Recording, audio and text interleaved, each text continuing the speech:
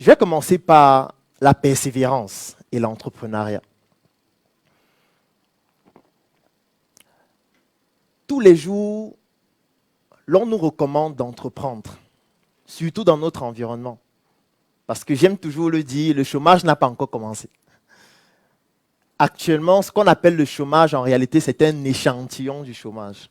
C'est un peu comme si vous étiez en train de dormir et vous étiez en train d'essayer à quoi ça ressemble lorsqu'on est mort. Le sommeil, c'est un échantillon de la mort.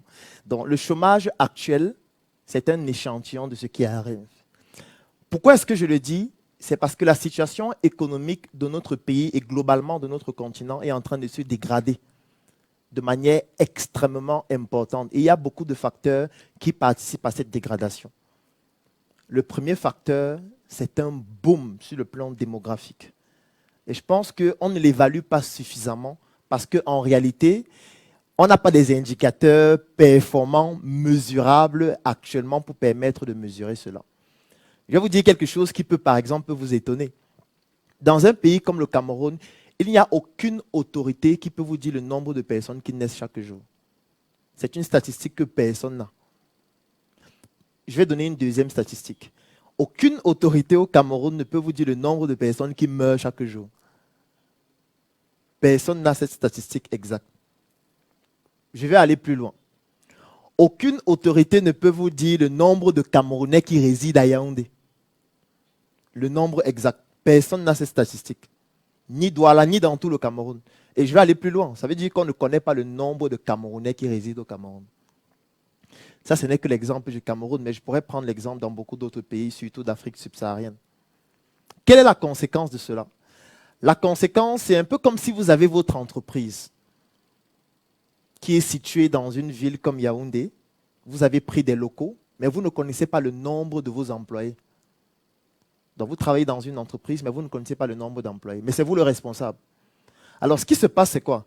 Ce qui se passe, c'est que vous ne pourriez pas faire des prévisions sur le long terme pertinentes si vous ne connaissez pas déjà le nombre de personnes qui travaillent dans l'entreprise. Si vous ne connaissez pas la vitesse de croissance des personnes qui sont là.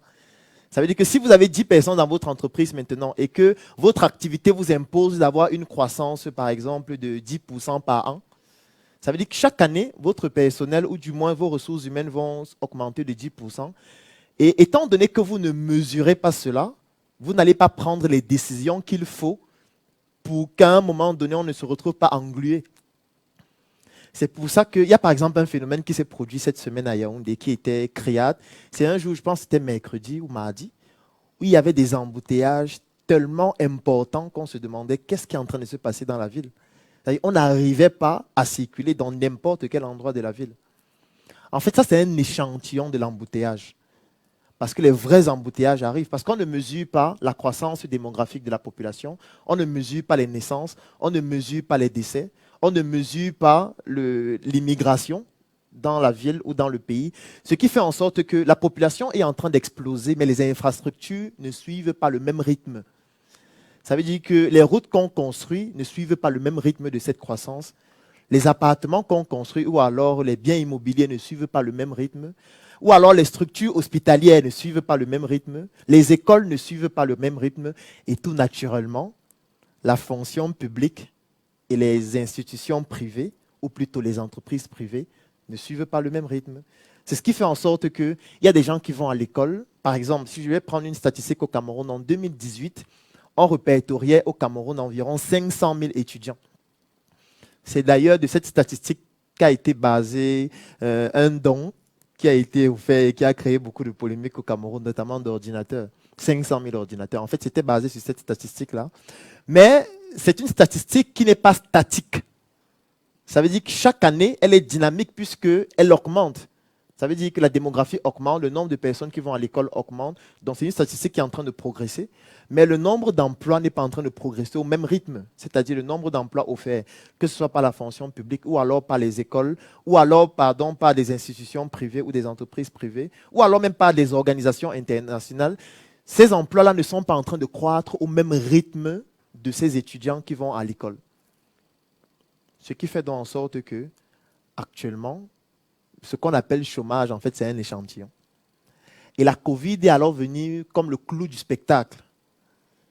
Parce que malgré ce phénomène déjà très grave, et étant donné que l'État est dans une situation extrêmement difficile, parce que vous devez vous imaginer que lorsqu'il y a la guerre au nord-ouest, lorsqu'il y a la guerre au sud-ouest, lorsqu'il y a des crises au nord, lorsqu'il y a la Covid, en fait, ce sont des dépenses supplémentaires de l'État qui n'étaient pas prévues et qui vont donc amputer la capacité même de l'État à pouvoir recruter des gens. C'est pour ça que vous allez vous rendre compte que dans les concours, par exemple, des grandes écoles, on diminue de plus en plus le nombre de personnes qu'on va recruter. C'est parce qu'en réalité, on ne peut pas les payer. C'est la même chose dans les entreprises qui, avec la Covid, pratiquement toutes les entreprises sont en train soit de diminuer le volume salarial ou alors de diminuer le nombre d'employés. Et ça ne va pas s'améliorer avant plusieurs années. Donc, entreprendre devient non seulement un enjeu vital, mais ça ne signifie pas qu'on doit quitter du chômage à l'entrepreneuriat, parce que l'entrepreneuriat est plus compliqué que le salariat. J'aime toujours le dire, le salarié a quelque chose de magnifique, c'est qu'il a un seul patron. Quand vous arrivez dans votre entreprise, en général, quand vous êtes salarié, vous avez une personne à qui vous devez rendre votre travail, vous avez une personne que vous devez satisfaire. Et si vous travaillez même très bien, vous avez parfois des primes provenant de cette personne. Quand vous êtes entrepreneur, c'est totalement différent parce que l'entrepreneur, lui, il a plusieurs patrons. Et ce n'est pas évident. Je vais vous citer quelques-uns de ces patrons. Un entrepreneur, ses salariés, ce sont ses patrons. Et j'explique pourquoi ce sont ses patrons. Parce que sans ses salariés, il ne peut pas atteindre ses résultats de performance qu'il souhaite. Un entrepreneur a pour patron ses investisseurs. Ça veut dire qu'il y a des personnes qui investissent dans l'entreprise dans laquelle vous êtes et qui attendent un certain type de résultat. Et vous avez le devoir de mettre sur pied des stratégies pour atteindre ces résultats-là. Sinon, vous entrez en conflit avec eux. Je prends un autre exemple. Vos associés sont vos patrons de manière indirecte. Parce que si vos associés n'arrivent pas à respecter le cahier de charges et n'arrivent pas à travailler en harmonie avec les objectifs que vous souhaitez atteindre, vous ne pourriez pas les atteindre et directement vous seriez en conflit non seulement avec vos investisseurs et aussi avec vos salariés. Je vais même aller plus loin. Vos clients sont vos patrons.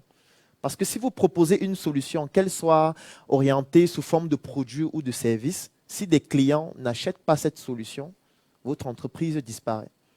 Et là, c'est juste quelques-uns parce que je peux en citer beaucoup d'autres. Donc, quand vous êtes entrepreneur, vous avez donc cette responsabilité qui provient de toutes ces personnes qu'il faut satisfaire. Et ce n'est donc pas évident de pouvoir assumer cela si on n'a pas un certain degré de persévérance et surtout de professionnalisme dans ce qu'on fait. Donc, on ne quitte pas du chômage à l'entrepreneuriat sans comprendre ce qui nous attend et sans se préparer déjà psychologiquement à tous les challenges auxquels on va faire face. C'est donc la raison pour laquelle il était important pour moi de débuter par entrepreneuriat et persévérance. La persévérance, c'est quoi? C'est cette capacité à pouvoir faire face à la difficulté, mais à toujours se renouveler pour pouvoir l'affronter nouvellement. Ça veut dire qu'il y a par exemple la Covid actuellement qui est une difficulté. La persévérance consiste à analyser la situation, à la considérer comme un challenge et à trouver des solutions pour pouvoir pallier à cela afin que son activité ne disparaisse pas ou afin que ses opportunités ou plutôt ses investissements ne puissent pas disparaître. Mais le danger dans la persévérance, c'est le fait de tomber dans l'obstination. Il ne faut surtout pas, en tout cas pour un entrepreneur, tomber dans l'obstination. L'obstination, c'est quoi? Je vais l'expliquer avec une figure. Supposons que nous sommes dans cette salle et je voudrais sortir de cette salle et j'essaye de sortir par ici. J'essaye, je n'y arrive pas. Et qu'est-ce que je fais? Je prends l'élan.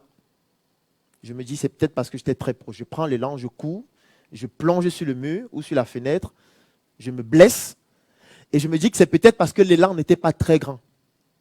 Donc je prends un élan plus important et je dis, Seigneur, fais-moi passer par ici.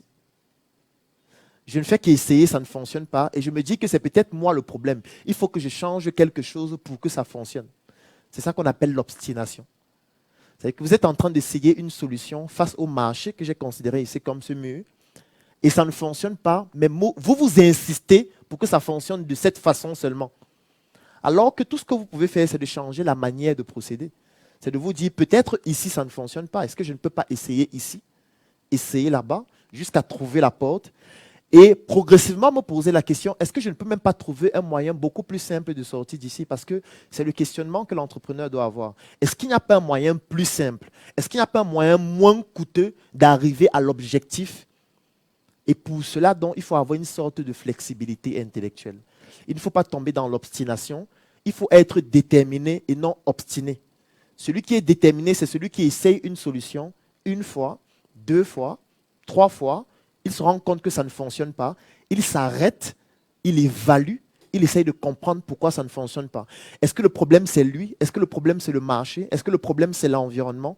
Et il essaye de s'adapter pour trouver une autre solution qui peut permettre d'arriver à l'objectif, quitte à changer de projet. Oui. Ça veut dire que vous pouvez essayer plusieurs fois en essayant des solutions différentes ou en testant des marchés différents ou en essayant des stratégies différentes ou en changeant d'environnement et vous vous rendez compte que ça ne fonctionne pas et vous décidez de changer de projet. Changer de projet n'est pas un signe d'échec. Ça montre même qu'en réalité, vous êtes dans cette dynamique permanente d'évolution pour identifier ce qui fonctionne de manière optimale.